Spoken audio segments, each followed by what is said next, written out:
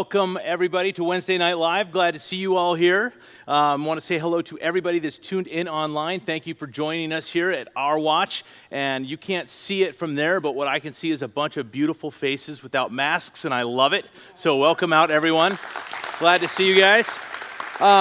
I want to remind you that what we're doing here on Wednesday nights is an attempt to try to talk about what's going on in our culture, bring the Bible into it, and discuss what God's Word has to say about what's going on all around us. And we want to make sure that we give you some good information, solid information, so you can make good decisions for your kids, your grandkids.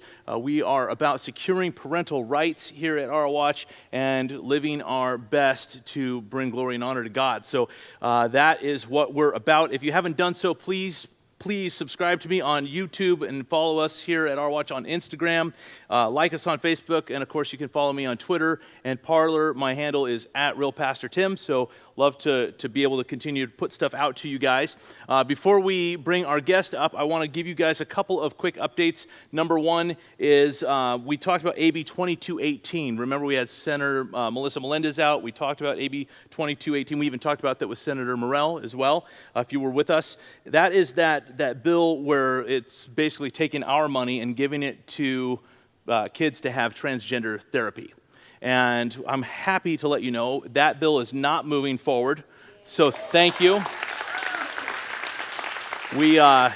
We put a call out for you guys to send out emails, call your representatives, and you guys did, and our voice was heard, and so that bill is not moving forward.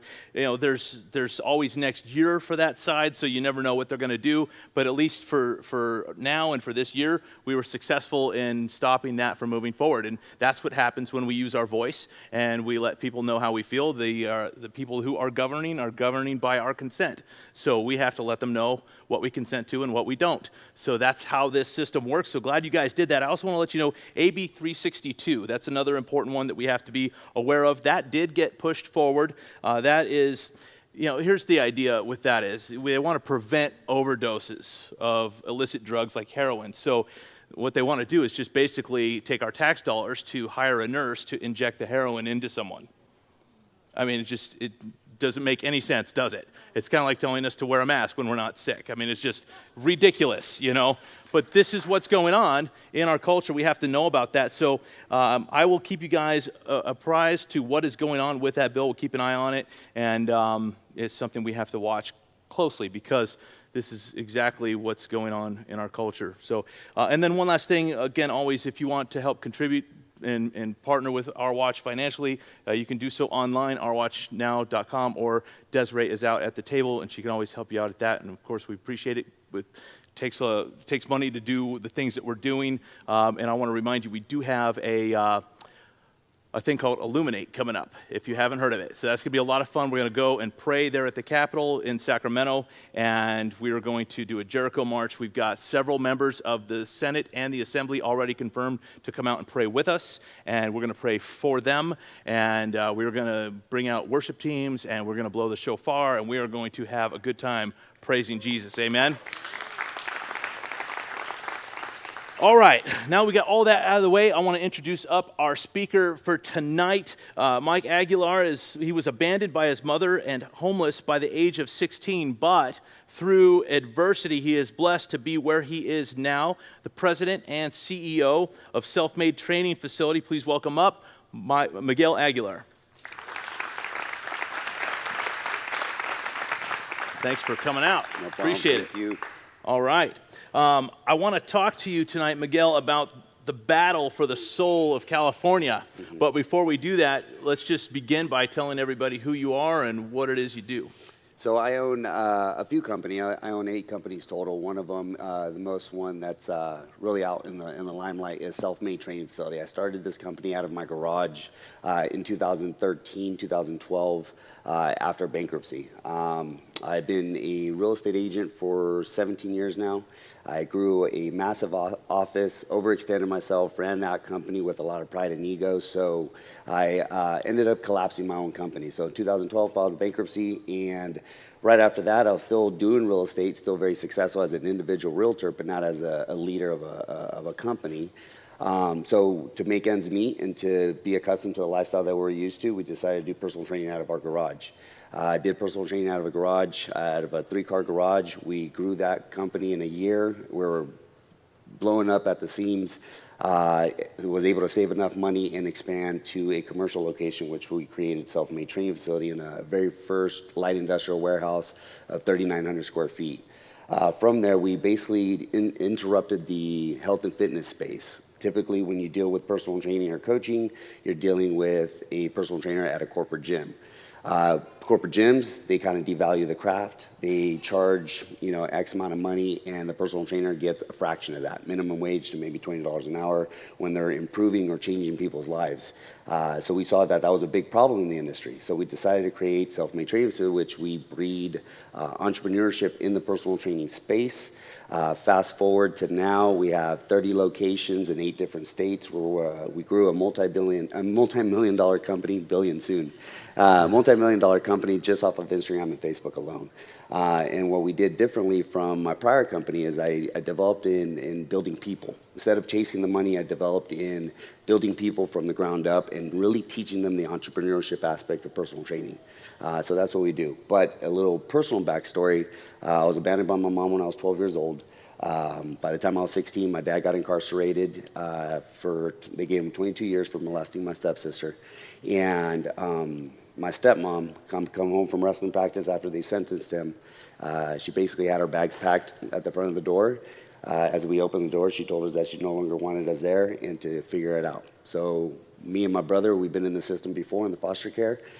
So I told my brother, hey, don't say a word. We're going to keep this to ourselves. We tried to find a place to stay that first night, and unfortunately it was a school night, so a lot of the parents weren't letting us come over, and we fabricated a story telling them that our parents were out of town and we just didn't want to be home alone if we can just crash at their house tonight. Rejected by 8 o'clock and 9 o'clock at night. It was too late to start calling these people's homes because we're at a payphone. This is before cell phones. I was 16 years old, my brother was 15 years old, and the very first night we slept in the alleyway.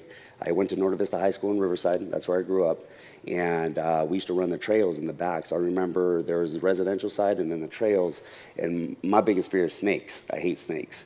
So if I ever got bit by a snake in the trails, I could scream loud enough to get some help if we ran right along that alley. So I always remembered that alley. So we spent the night there the very first night, and from there we did that for about 6 to 8 months by the grace of God and really Chris Gillespie saved my life. He was a Christian family. Him and his dad lived in a home, and he was able to bring me in and let me sleep in his floor for the first 6 months, and then he ended up getting me a job working graveyard my senior year in high school. So, some time passed at that point. I don't know how he did it, but he got me a job working graveyard. I wasn't 18 yet, but through the HR department, he was able to slide me in and get me in there. Fast forward, I got into commercial plumbing. I hated that job. It just wasn't for me. And then luckily, I always open my big mouth. When I open my big mouth, good things actually happen. So I always voice tell how much I hated that job. And a mentor of mine, Frank, who was a real estate agent, a broker, one day told me, said, if you hate it so much, what are you going to do about it? And he used other words, but, in other words, kind of snapped me straight. And I said, well, I have no college education. I barely graduated high school. I'm good with my hands, but I don't know what else to do. He said, you need to try real estate. You communicate very well, you're charismatic, and you're bilingual. And I was like, well, what's real estate? Never knew about it. He explained it. As he explained it, I'm visualizing what he has. At that point, I was 22 years old, and I saw he had brand new Mercedes outside. He had a beautiful family at home, beautiful house. I was like, I want his life. So if he's telling me to do this, I need to do it. And I always use the term, procrastination is death. In other words, I'm not going to dig my own grave. So I'm going to act on what he's telling me. So I took the online courses, passed my real estate test. I actually failed it 11 times, to be honest with you, because I battled drug and addiction myself, given that I've been on my own since I was 16 years old. So between alcohol and drugs, I was all over the place. So I never really committed. And then finally, after the 11th time, I looked at myself in the mirror and said, what are you going to do about it? Finally, for the first time since I was 12, I didn't go out, I didn't drink, I didn't do drugs for about 30 days. And I studied, I did the crash course, and then I passed. So one, I was persistent. It wasn't that I was dumb, I wasn't committed. So once I committed, passed my test, And then from there, 6 months into getting my license, I closed 2 deals as was equivalent as 1 year of income as a commercial plumber. So right there, I knew I had something. In that transition, I was reading Rich Dad, Poor Dad, changed my life. First book I ever read from start to finish because I have ADHD, so it's hard for me to kind of grasp things. And I'm glad I did because I never looked back. By the time I was 27, made my first $1 million in real estate, sold 98 homes in 2009, which was a recession. So when everybody was getting out of the market, I was able to pivot, restructure my marketing, was able to attack a different market, and I did very well. But at the same token, you give a kid a lot of money because I was only 27 years old, no real parental guidance or no real structure besides a couple mentors here and there. I overextended myself. Like I said, by 2012, I lost it all, but it was really humbling. It was the best thing that could ever happen to me. At that point, humbled me down. Now I'm in a position where I breed entrepreneurs. That's what I do. I help other personal trainers make 6 figures or more in the space that they love. These guys are well-educated, well-rounded, but they never had the guidance of entrepreneurship. They were employees for somebody else. So again, we interrupted the market in the health and fitness space, and now we created Self-Made. Awesome. No. That's great. So you're a man of faith. Yes. You're a Christian. Tell us how that happened. My ex-wife. So my ex-wife, bless her heart, we have a great relationship even though we're not married. She brought me to God, really, because I was always against God. Because if you think about it, everything that's happened, there's a lot more to my story than what I just stated. But you can always kind of question, why me? Why would God do all this to me? And at the same token, never really had anybody around me to bring me to God or give me at least the education behind it or what he can actually do for you. And one day she invited me to church and something hit. And then we kept coming back. And then after that, I got saved. And it just, again, it allowed me to have that unconditional love that normally you don't get from anything else, because anybody that ever loved me kind of rejected me. My mom rejected me, my father rejected me, but one thing about God, he won't reject you. He always will bring you back, even though sometimes you veer away. The navigation's a little, it's tough, but at the same time, he always brings you back. Yeah. Well, that's for sure. He leaves 99 to get that one. Yes. So I'm interested in making sure everybody hears a story of something that you've done recently. Those of you that know me know I love law enforcement. Been a chaplain for Riverside County Sheriff's Department for a decade now. And you did something recently for our men and women in blue. Yes. Tell us about that, because I think that is really cool. Yeah, and I don't really boast about it. So we since day one of our first commercial location, we've always let first responders train at our facilities for free. So it's because the way our model works is our personal trainers are all independent contractors, so they're not my employees. They run their business within our business. So we don't sell any memberships whatsoever. If you want to ever use a Self-Made, you have to hire a trainer based on your goals and what you're trying to do. But with our first responders, we understand their schedules are all over the place. And also our environment is really, really aggressive and positive. It's like everybody there is focused on a goal, so you can only imagine the energy that it brings to other people that are around. So these guys love it. We've been letting them train there for free for the last 5 years. But never really socially boasted about it through social media, just because I wanted to keep their life private, because I already know what they deal with. And that relationship happened because our designer for my apparel company is Corona PD.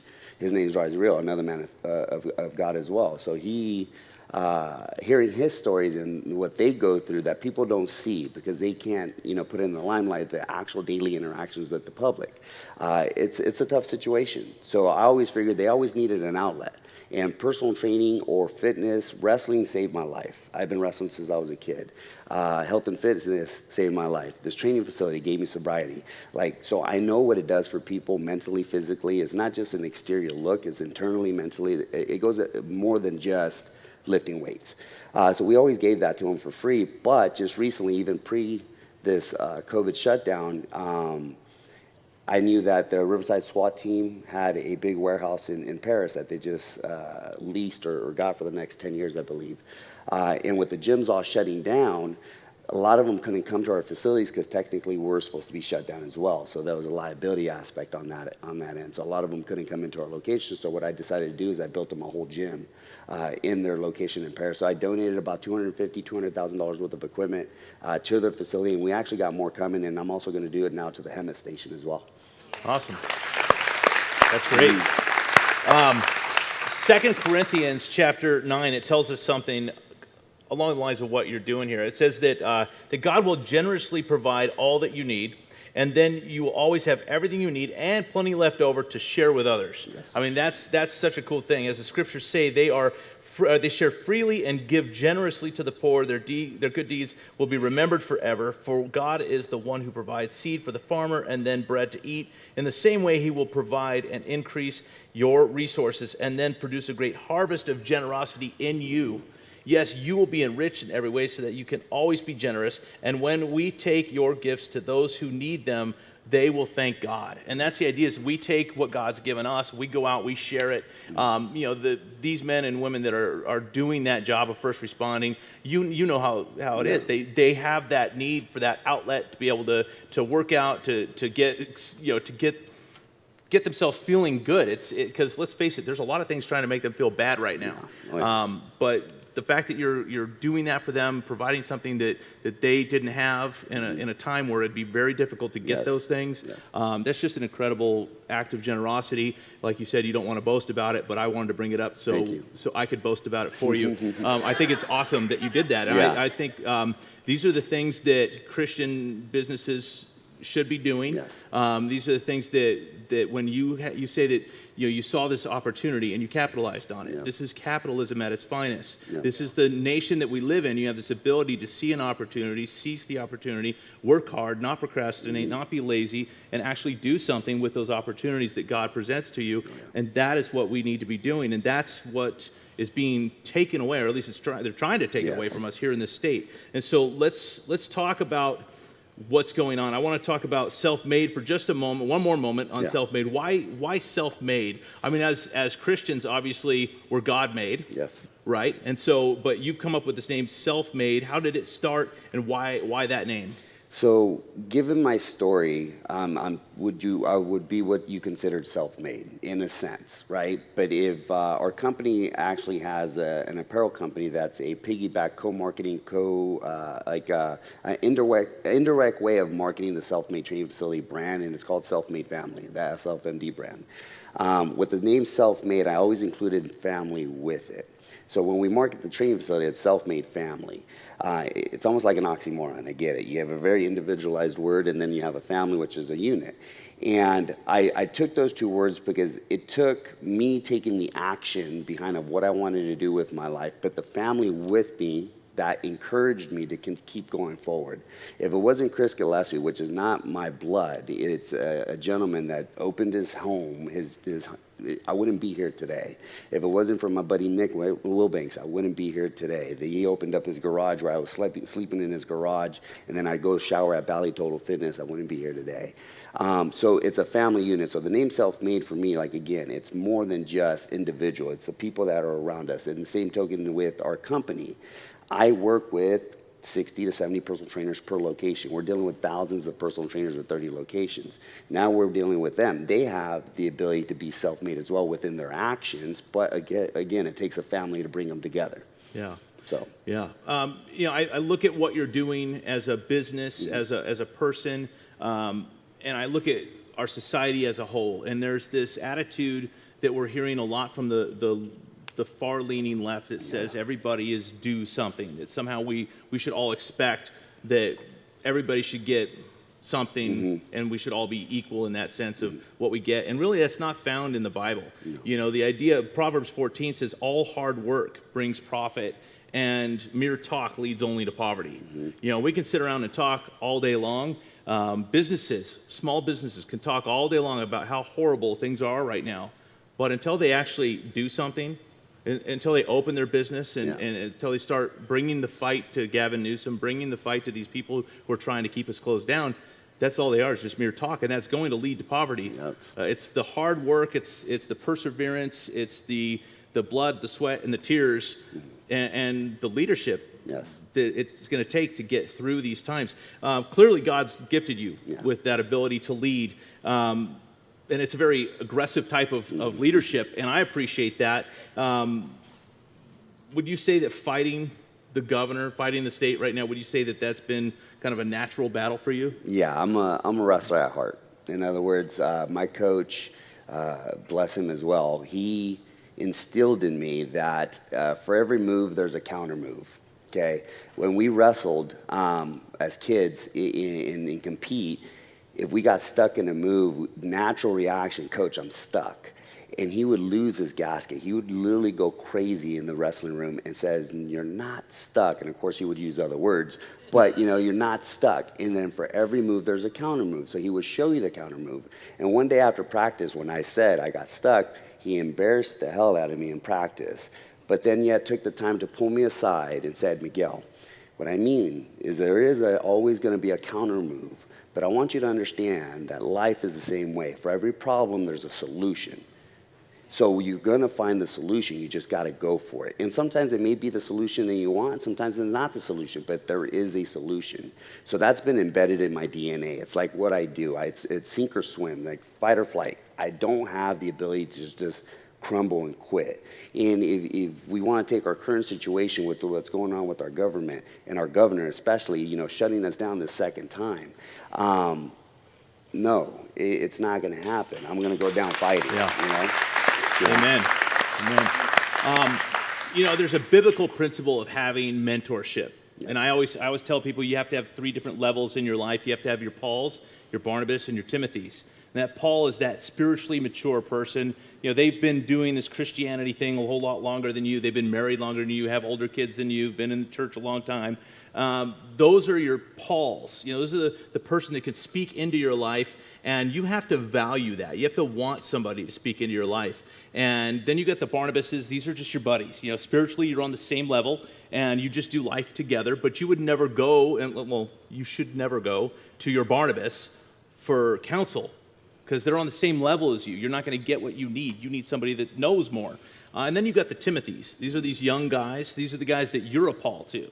These are the guys that you can pour into. You've been doing it longer than them. And a healthy spiritual walk, we're going to have all 3 levels. And here's what happens is a lot of times people are out of balance when it comes to that. They have way too many Pauls. There's all these people, just tell me what to do, and they can't make a decision for themselves. If they had to save their life by making a decision, they would die, Yeah. And they just have 20 Pauls. They have no Barnabases, no Timothys. And there's other people that have a bunch of Timothys and no Paul. Like, they love to be the one telling everyone what to do, but they don't want anybody telling them what to do. And that is a big, fat immaturity on that person's part.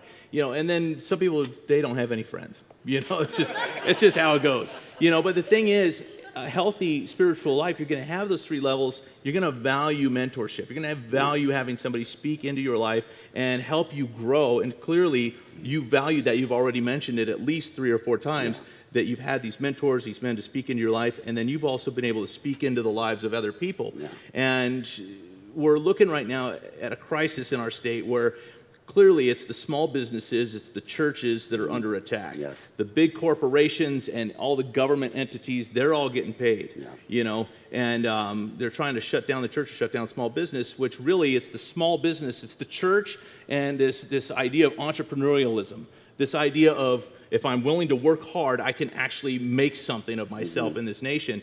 Those are the things that are under attack. So you've been successful in coaching a lot of people in a lot of areas. What would you say to the small business owner that doesn't necessarily have your gifting or your qualities, but if you were going to coach them and say, hey, listen, we need you all to open up right now, so how would you coach them?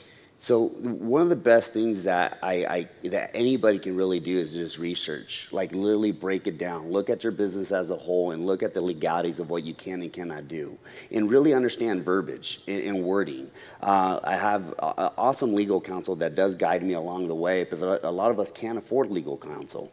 But you can ask other businesses of what they're doing. If they know I'm open, come and ask me. I'm going to give you all the information I have. You make the educated decision what's best for you and your company and how you can address it. And the same token is how much do you value your business? If you really want to fight for your business, you will take the time to research everything possible of how to stay open based on what's currently going on.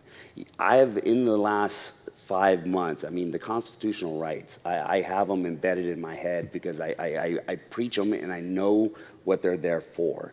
I think a lot of our generation now doesn't have any clue of our constitutional rights, and it's hard to understand why for me at first, I was like, why aren't you getting it? Like, I want to shake them. It's like, dude, you can do this and this, but they don't even know that was even there. I was like, they're infringing on these rights. And if you educate yourself, you're better armored to be able to go against these people and be educated on how to actually respond. And also, I tell everybody is like, take the emotion out of every response that you're about to do. You know, the action behind, the reaction to those actions can't be emotional, because a lot of those will come very clouded, very confusing, and you're going to set yourself up to fail. But if you take the data, you take the information of what you can and cannot do, you can respond properly. So to open a business, ask. I have the gift of having a big mouth. Like, I will open my mouth in conversation with just random people. Next thing you know, they know somebody that knows somebody that knows somebody over here. But if I didn't open my mouth, I wouldn't be able to have this opportunity. Prime example, we became an essential training facility because now I looked at that word, essential. I have ADHD, so if I get zoned on something, I'll dissect the hell out of it, right? So when essential came about, I was like, well, what's essential? Every job's essential, right? If it puts food on the table, it's essential. If it supplies for your well-being, it's essential. But why do you categorize, these type of business essential? Because obviously we know their agenda, but for us, why are we not essential? Then I started dissecting that, and I opened my mouth in a conversation with a group of buddies. They then referred me to a doctor and said, hey, look, essential businesses are staying open that have doctors on staff. So then what we did is we created telehealth and next-gen medicine. So now we have a wellness center in every one of our locations. So now we have the ability to be essential. Awesome. Yeah.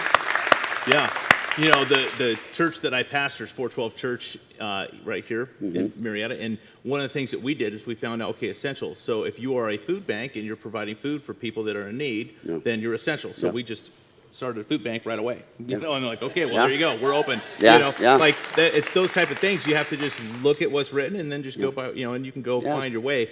So knowing these things, knowing the Constitution, knowing the rights we have, you're right. A lot of people have no clue about these things. Not only do they have no clue about the rights that they have, but they have no clue about where we get those rights from. We get them from God. That's where we get them from. And they're ours by Him, and they're not to be taken away by anyone. Correct. And we have these rights, and they're worth fighting for. Yes. But whenever we fight for something, there's always going to be risk. No. So what are the risks you see for some of these small businesses? No risk, no reward. As cliche as that sounds, that's the way it is. You got to look at it in two ways. Okay. Ask yourself a question. If I close down because they're asking me to close down, and there's no end date to it, there's not a time frame. And even then, the first time they told us, they said it was only going to be 15 days, and it ended up being 3 months. Right? So you really can't trust their information. Everything that comes in, I tell, trust the information, but verify it, right? So we already understand. They did this to us once. There's no consistency of what they have. And of course, their method is like one size fits all. It doesn't work that way. This second time around, you look at it, okay, what exactly is going on here? And you have to be able to apply yourself to be able to say, okay, am I going to lose this business if I stay closed for 3 more months? If the answer is yes, then what's the problem staying open? You're going to lose it anyways, right? That you either go down with the fight or you don't. I rather know that I gave it my absolutely best, that I stayed strong, I stayed steadfast, I stayed grounded and educated to stay open, right? Because if all in all, if the health department comes and shuts me down, at least I went down with the fight. And even then, I'm going to sue you afterwards. I'm going to figure out a way to get it back, So even then, you may close my doors, but I'm going to come after you one way or another. And that's not going to end because I put my life savings into what we're doing. I really have. And at this point, what else do I have to lose? Look at it then. Don't be afraid. The fear that they're putting on us is getting us blinded. It's completely making us not be who we're meant to be. God put us on this earth for a reason. At the same token, you can't have people strip things away from you that they have no right to do so. Right. And the thing is, God hasn't given us a spirit of fear. No. The people walking around in fear, you have to question, like, how close are you to God right now? Because if you're walking around in fear, that's not from God. No. And so, right now, we're preaching to the choir. But, the thing is, you guys, look at, you see any masks in here? No. But the thing is that sometimes, there is self-doubt. You may look at me from my social media platforms, you say, oh, Miguel's fearless. But that's a lie. I wake up every day and I know what's going to happen. So there's no way to say, hey, I'm 100% strong in what I got to do. No, there's fear, but I've figured out myself how to use that as fuel, how to actually have that push me to even work harder. Because there's times where you just want to give up. Right. You know, you pivot, you do this. Now they're trying to attack our essential business. So guess what we did? Then we created the PMA, which is a private membership association. So now we're faith and health. We can assemble. We're not operating, but we can assemble. So there's ways to look at things and just like I said, dissect it, research, see what's applicable, ask questions. Don't be afraid to ask for help. That's another thing. Business owners, if you do have a business or you're working for a business and you see the fear in your boss or you're fearful yourself, ask questions. That's the best thing we can do. And if we all unite, we're going to be a lot stronger than what they're trying to do, which is divide us. You know, because they don't have enough people to shut us down. If we're all open, they have not enough people, resources. Right. You know, there's definitely some inherent risk with even getting into the game. You know, there is. But when we look at what's going on right now, there's also opportunity to be an entrepreneurial person. You know, you said it yourself. You set up this wellness center. Had you thought about doing that prior to? Was it ever even on your radar? No, not even on my radar. Again, I open up my mouth, the conversation comes. Yeah. I use the term a lot. Procrastination is death. And what I mean by that is that if you procrastinate on an idea, you don't know what the end result's going to be. So I might as well give you the shovel and you dig your own grave, because that's what it is. Because a lot of us have amazing ideas, concepts, and things that we want to do, but what prevents us? Fear and the lack of action. You know, you can talk a good game. I tell them, hey, you bark really well, but you're willing to bite.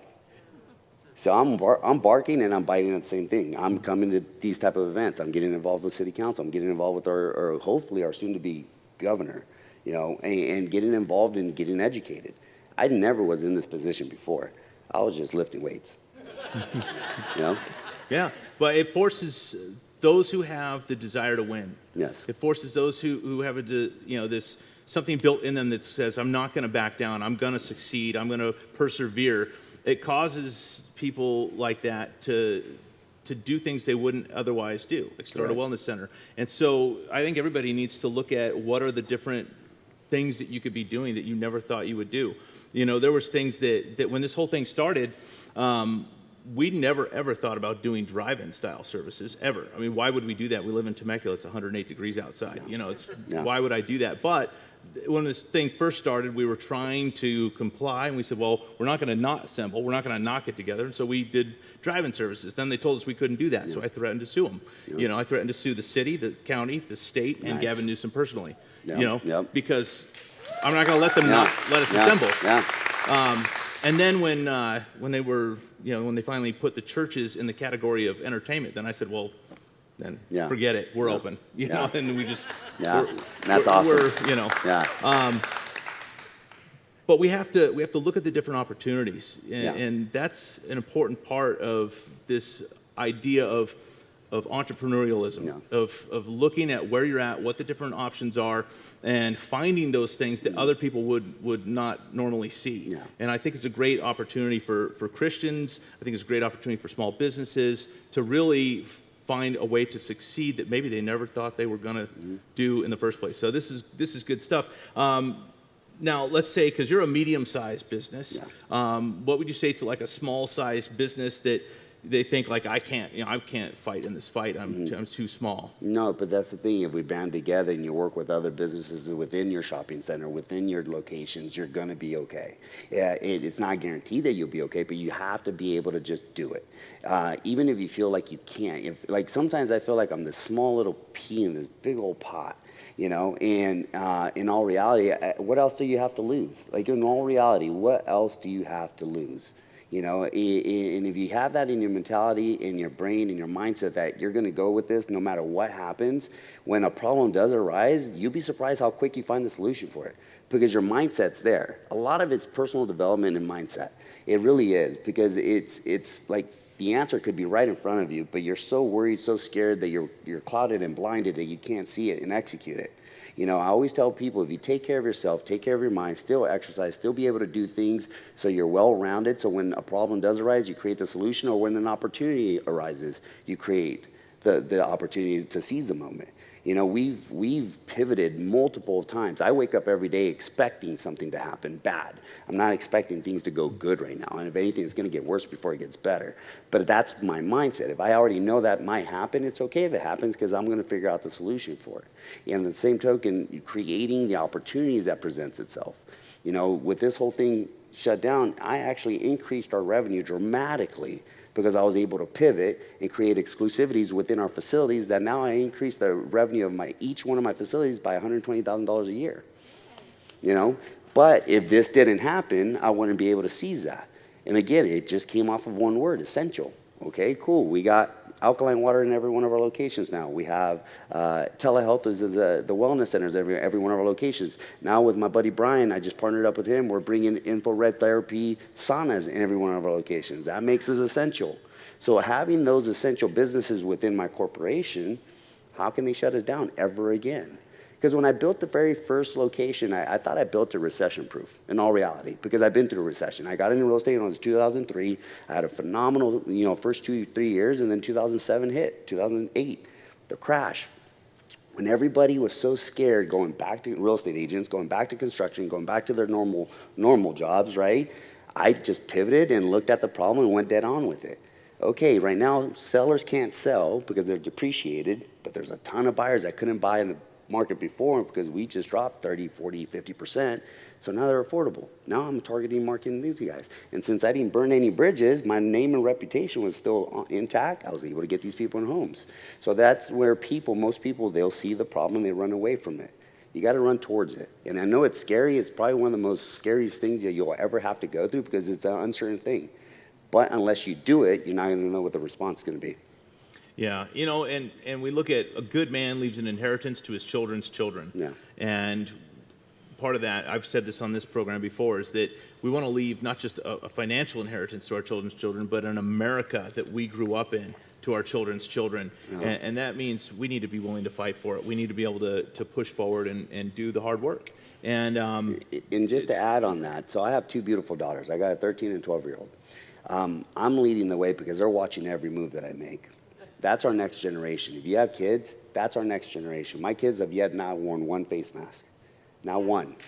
Okay? And I'm teaching them not to disobey, but trust information and verify. And then I show them statistics. I talk to my kids of what's going on. Look, this is the death rate. This is what's going on. This is why we're doing what we're doing because we believe otherwise.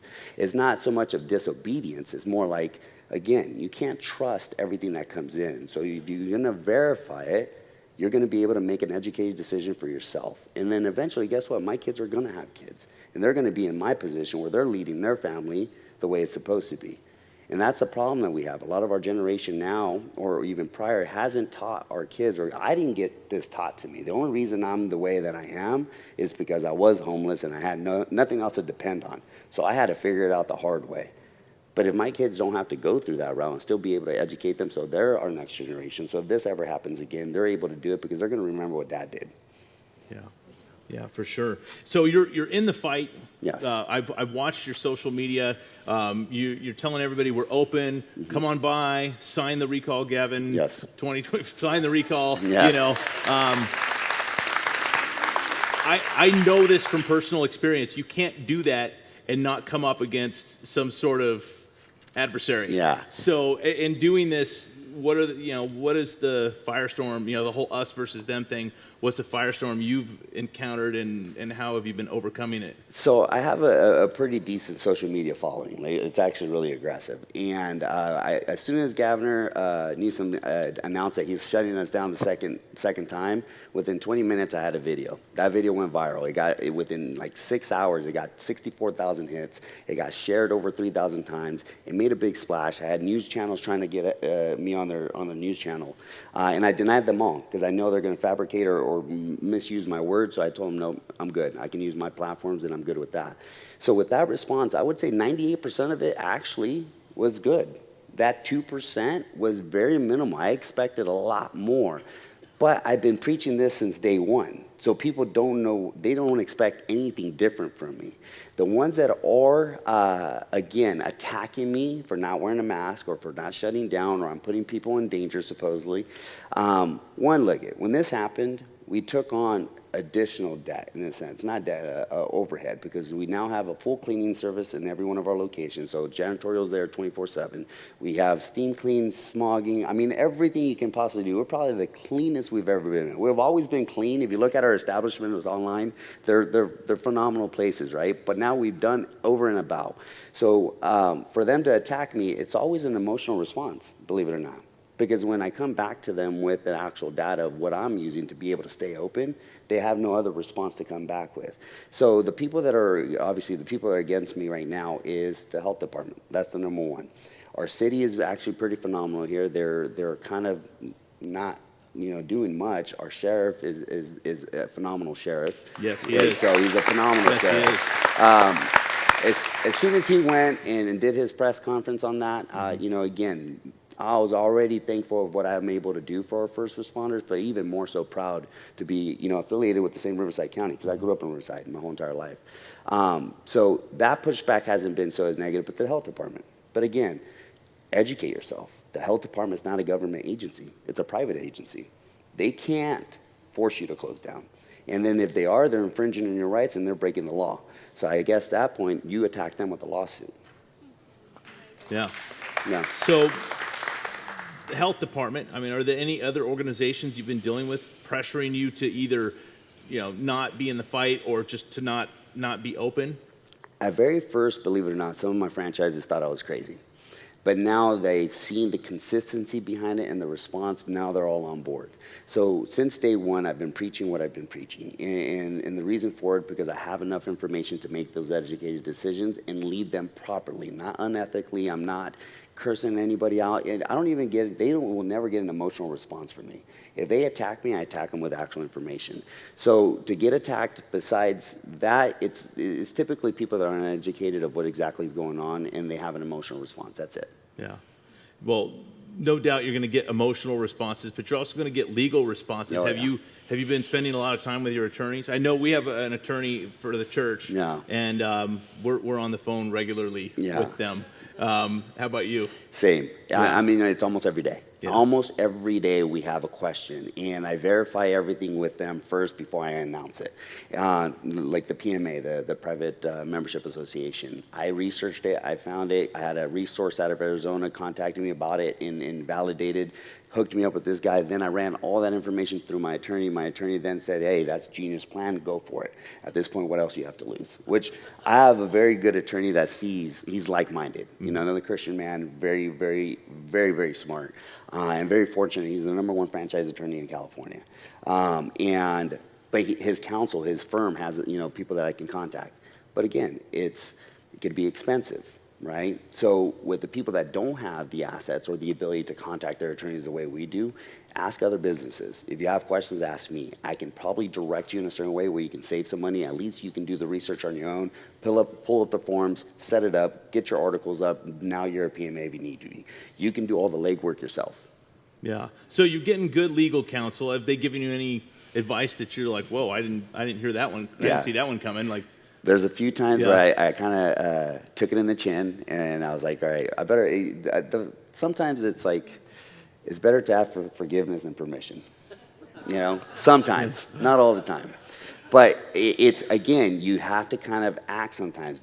All my reactions are always perfect. I'm not a perfect man by no means. And I've made my mistakes. My attorney then recorrects me. And the good thing, they haven't been huge mistakes, but we can just readjust. Or again, sometimes it's just wording. You'd be surprised, the legality stuff is just wording. How you present it is what will save you. Yeah. Yeah. No, you're absolutely right. So have you been given any advice, though, that you just outright ignored? Yes, to stay open.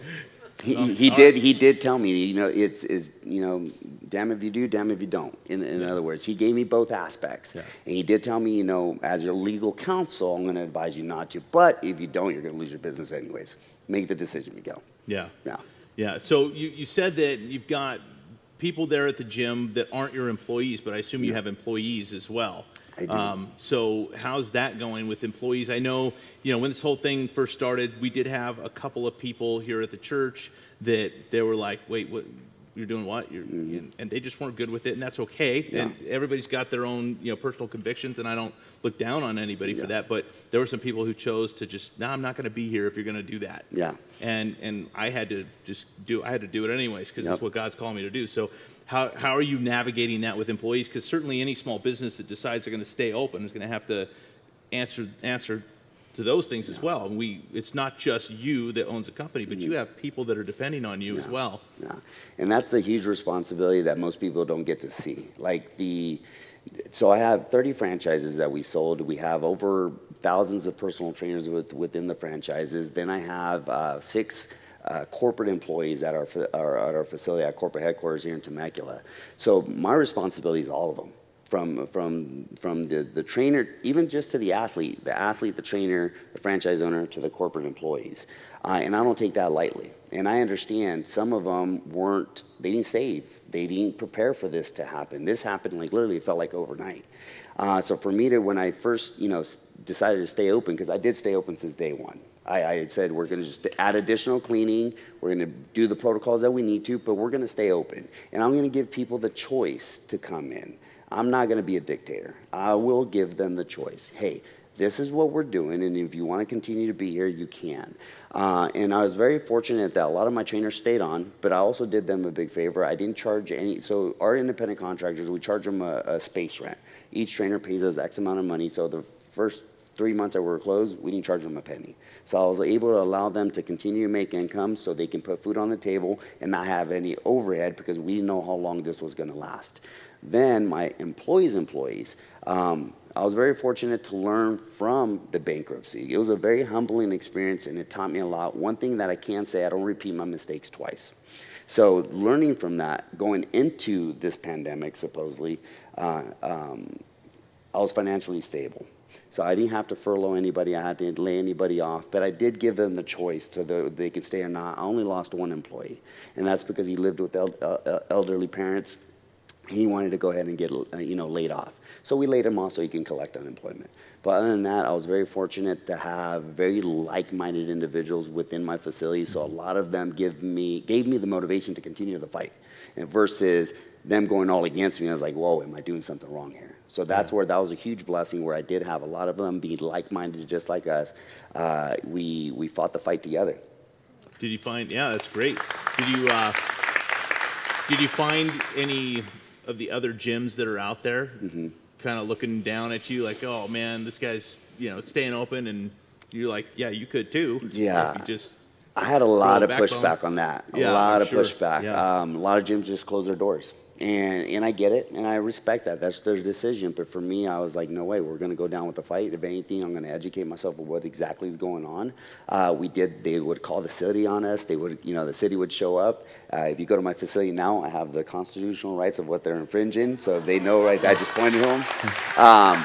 So since day one, had all our protocol, and, the other gyms that did call on us and try to get us shut down, they would come and serve us a letter, and then that was it. They were done with that. But yeah, it was unfortunate that they had to do that, because if they understood, they could pivot the same way. It's just them taking the action behind it, but they're too fearful to do so.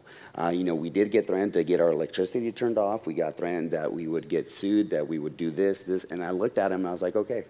And have a good day, and I'll see you when you do it. Until you physically give me a paper that something's going to happen, I'm not going to take it. I'm take it face value, and that's it. Yeah.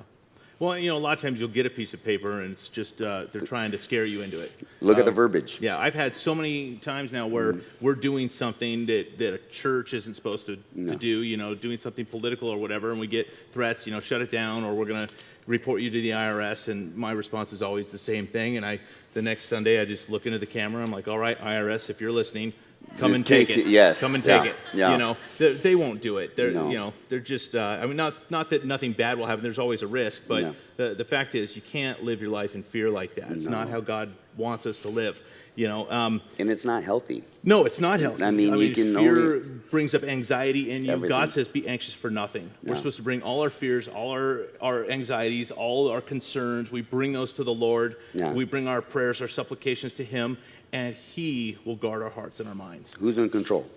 God is, Right, right? So always. for us, he's going Right. to give us the ability to pivot as long as we're free of all that. Like I said, the fear is what will cloud you, Right. and it will allow you to make mistakes if you're fearful.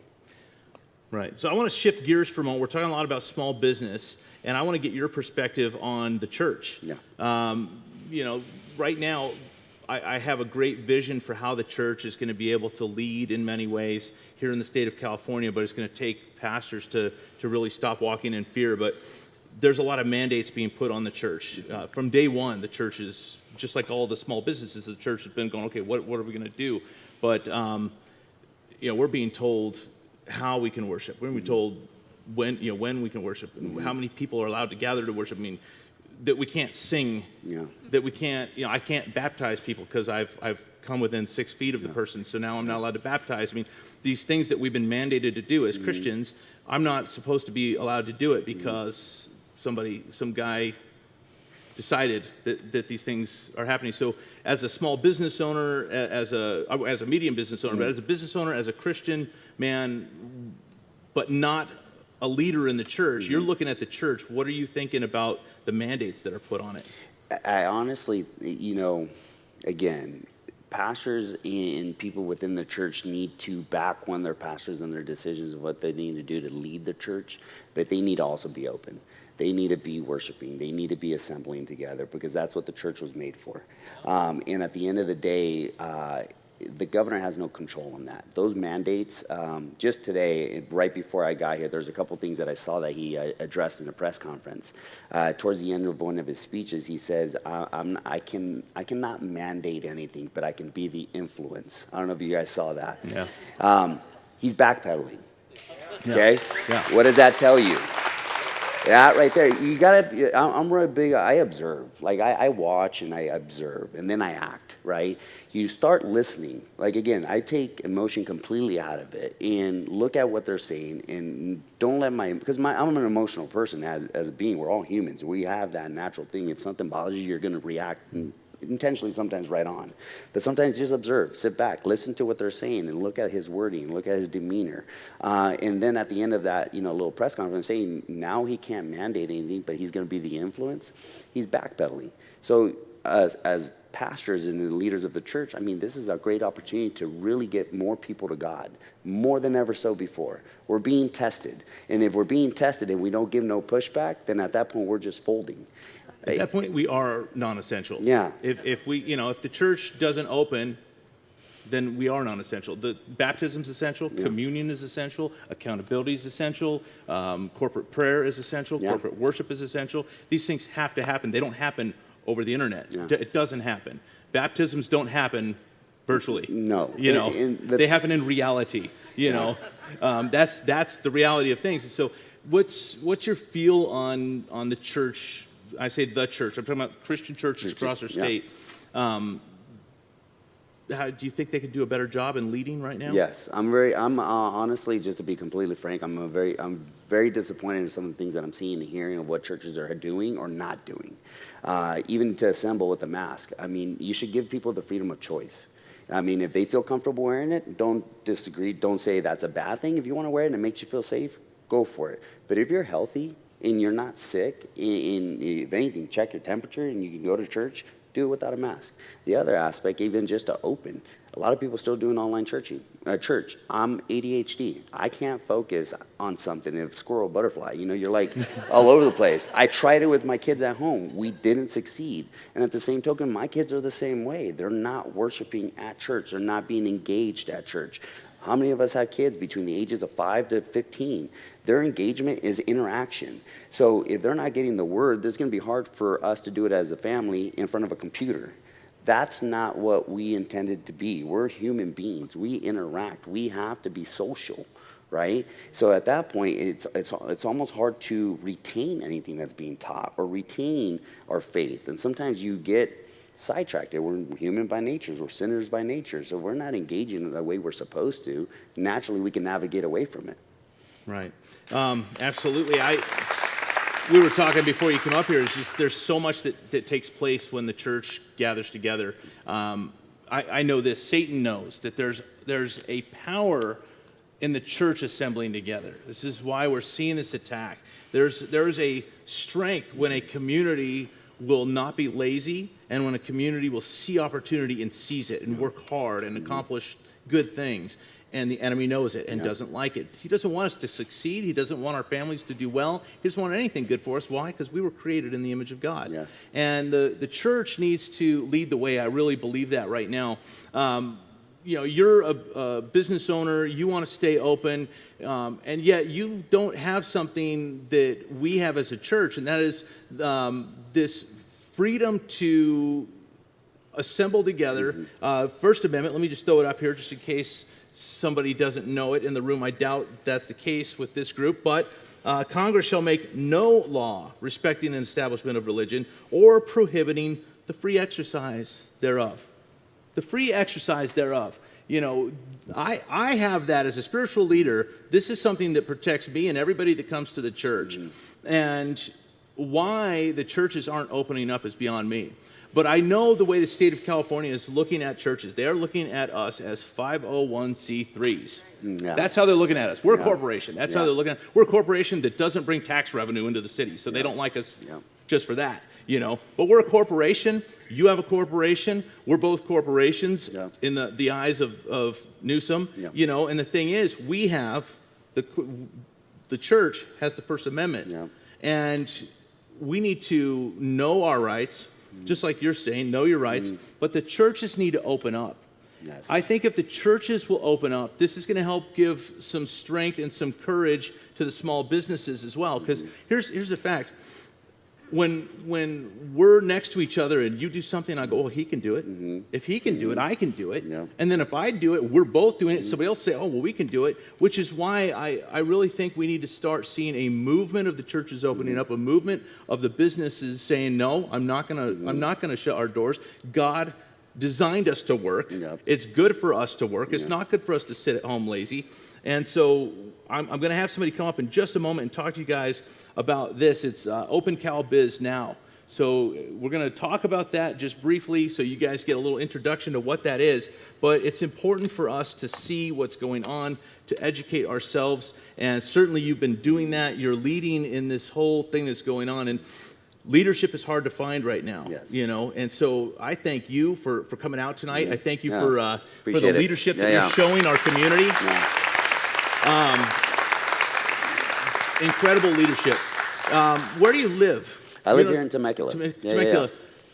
There's some open spots on the city council. Yeah, I know. No. Have you ever thought of running? Yeah, I've considered it. I've been approached actually quite a few. School board. We need people on the school board, city council. There's a lot of, and we need fearless people. That aren't afraid to make hard choices. So. Think about it. Think about it. You gotta, I'm gonna tap in real quick before we separate. You have to remember, you have to understand, like for instance, you take gyms, churches, salons, barbers, service-based businesses, right? There's no money in unhealthy people. Look at the bigger picture. Everything's between pharma. I mean, we can go really on the other side, but we'll leave it at that. There's no money in unhealthy people, so they're going to want to keep us suppressed and closed because being healthy, well-rounded, having faith gives you the ability to fight back, right? They don't understand. They understand that they keep us closed, no activity, no interaction. We can't assemble and communicate with each other and become stronger as a unit, united. So they're going to keep us separated as much as they possibly can. That's their agenda. So if you fight it, you will succeed. If we band together, the more you get to have great, healthy debates and educate the ones that are kind of still not within this realm, educate them, love on them. Don't sometimes we'll have differences of opinion, but it's okay. But if you love on them and you show them that over and over and over, watch what happens. The conversion, like me being public of what I do and what I believe in. I've had a lot of people convert over. I had a lot of people come to God. A lot of people indirectly. And all it is showing them love and respect. And stay consistent with that and watch what happens. All right. Thank you so much for coming out.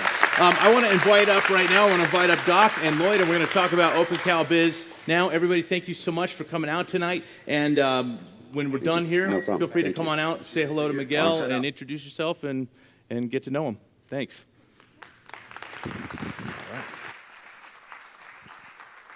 Wow. I love what Miguel said. What a leader, that we have. What a leader. I love what he said. He says, I'm not built to crumble and quit. And that's what the church is about, and that's what private business is about. And we've got to get that message out.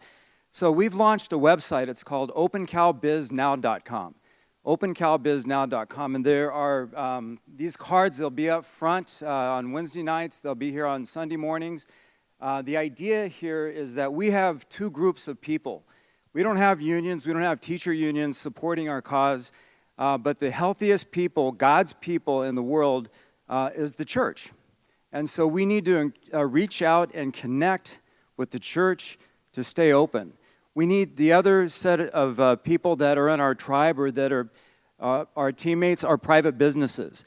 And that's what the state, that's what this other side is trying to shut down, is private business and the church. So together we need to come together. So we've been able to connect. We saw 4,000 people, 5,000 people at our rally. So we're getting the message out and we're connecting, but we need to get the data. So opencowbiznow.com is a website that is there to encourage private businesses to stay open and to join our family, to give them people like Miguel Aguilar to confer with, to talk with, and give them the encouragement to stay open. I'm a private business owner, and that's what I'm trying to do, is to reach out to other businesses to help them stay open. So through the website, we'll post this interview here. That's going to be great. You'll see other posts. Dr. Barkey's on there. Peggy Hall is on there. And we're going to keep people updated with events and rallies. So we have 2 events that are coming up and a rally, one big rally at the end of the month and an event right here at 412 Church on the 15th, Saturday the 15th from 9 to 12. We'll have orientation speakers. A law firm, Tyler Bursch, will be here to give legal possibilities and talk to private businesses. We want private business and faith-based people here, so keep that in mind. And I just wanted to share some thoughts with what we just heard from Miguel. I came here to start a radio station, and a radio station to talk to people about Jesus. And now I'm standing in front of you talking about a website that came up because these 2 people got together and said, what on earth could we do? What on earth could we do? We said, well, let's just try. Let's try something. Kind of like what Miguel said. Let's try to do something. And so I'm encouraging you tonight, because I'm standing here and my other business, which is a nonprofit like a church, is also operating, but this needs to be done. Together we can do this. Something that occurred to me as I was listening is that what do politicians respond to? Lots of money and lots of people. And so opencowbiznow.com is about the lots of people part of it. And you are the lots of people. So if you have a small business, please sign up. If you don't have a small business and you just want to support, please sign up. The numbers are going to make it for us. We've got 2 events, one on the 15th, one at the end of the month, and we've got more coming up. So thank you so much. We'll be out at the table out there. And Tim, thank you for the time. Yeah. All right. Thank you, gentlemen. All right, thank you. I just want to come back up because I forgot to tell you guys who's going to be on next week. Peggy Hall. So come on out next week, and that's going to be a lot of fun. So God bless you guys, and Miguel's out there. Go out and say hi.